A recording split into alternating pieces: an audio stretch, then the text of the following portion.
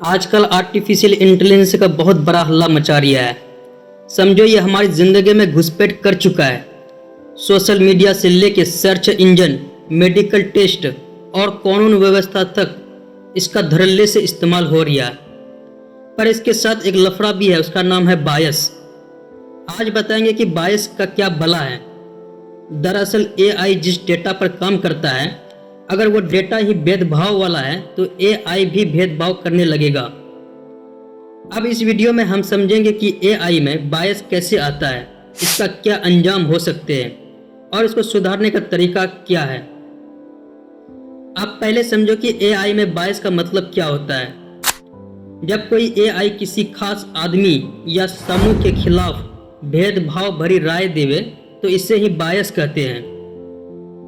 AI जिस data से train होता है, अगर वो डेटा ही टेढ़ा मेढ़ा यानी भेदभावपूर्ण है तो भैया एआई भी वैसा ही रिजल्ट देगा। जैसे अगर किसी फेशियल रिकॉग्निशन सिस्टम को ज़्यादातर गोरे लोगों की तस्वीर पर ट्रेन किया गया हो तो वह सांवले या काले लोगों को पहचानने में अटक जाएगा।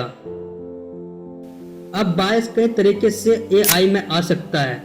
पहला है डेटा बायस, मतलब अगर एआई को ऐसा डेटा दिया जाए जो सबका सही ढंग से प्रतिनिधित्व न करे तो उसका रिजल्ट भी गड़बड़ होगा। जैसे अगर किसी एआई को सिर्फ अमीर शहरी लोगों के हेल्थ डेटा से ट्रेन किया गया हो तो वह गांव देहात या गरीब को सही इलाज बताने में चूक जाएगा। दूसरा है एल्गोरिदम बायस। कई बार डेटा तो सही होता है पर एआई जिस तरीके से उसे समझता है उसमें गड़बड़ी होती है। नतीजा ये होता है कि एआई खुद बायस्ड फैसले देने लगता है। फिर आता है इंटरप्रिटेशन बायस। इसका मतलब ये है कि एआई सही नतीजे देता है पर इंसान उस नतीजे को गलत तरीके से समझकर भेदभाव वाला फैसला कर लेता है। अब बायस एआई में आता कैसे है? देखो, जब एआई को ऐसा डेटा दिया जाता है जिसमें पहले से बायस हो तो एआई वही सीखेगा।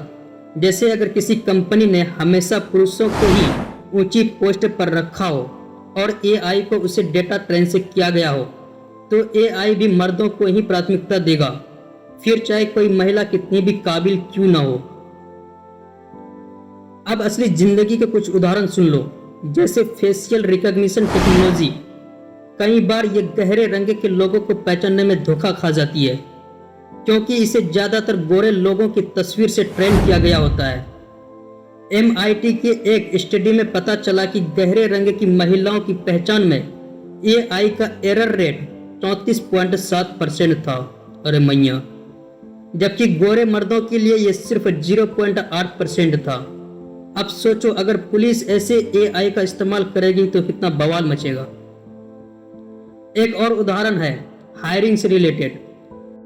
2018 में अमेजन ने एक एआई हायरिंग टूल को बंद कर दिया क्योंकि वो महिलाओं के रिज्यूम को कम अहमियत दे रहा था। वजह इसका यह था कि एआई को ज़्यादातर मर्दों के रिज्यूम से ट्रेन किया गया था, तो एआई ने मान लिया कि मर्दों को ही नौकरी के लायक होते हैं, औरत नहीं। अब सवाल यह है कि एआई में बायस का असर क्या होता है। जब एआई भेदभाव करने लगता है तो समाज में पहले से जो भेदभाव है वो और भी बढ़ जाता है। जैसे अगर कोई लोन अप्रूवल एआई बायस्ड है तो गरीब या अल्पसंख्यक लोगों को लोन ज़्यादा रिजेक्ट हो सकते हैं, और अगर एआई गलत फैसले लेने लगे तो लोगों को भरोसा भी उड़ जाएगा। तो बायस को कम कैसे करें? सबसे पहले डेटा को सबका सही प्रतिनिधित्व करने वाले बनाओ, मतलब हर जाति, वर्ग और इलाके को डेटा शामिल होना चाहिए। दूसरा, एआई की बायस ऑडिटिंग और टेस्टिंग होनी चाहिए ताकि भेदभाव वाले फैसले ना हो, और सबसे ज़रूरी इंसानी निगरानी होनी चाहिए। एआई को पूरी तरह से खुद फैसले लेने के लिए नहीं छोड़ना चाहिए। तो भाइयों बहनों, आज एआई की बायस की बात यहीं ख़त्म करते हैं। अगर कुछ सवाल हो तो नीचे कमेंट करो, वीडियो को लाइक और चैनल को सब्सक्राइब करना मत भूलो। मिलते हैं फिर अगली वीडियो में, तब तक जय हिंद।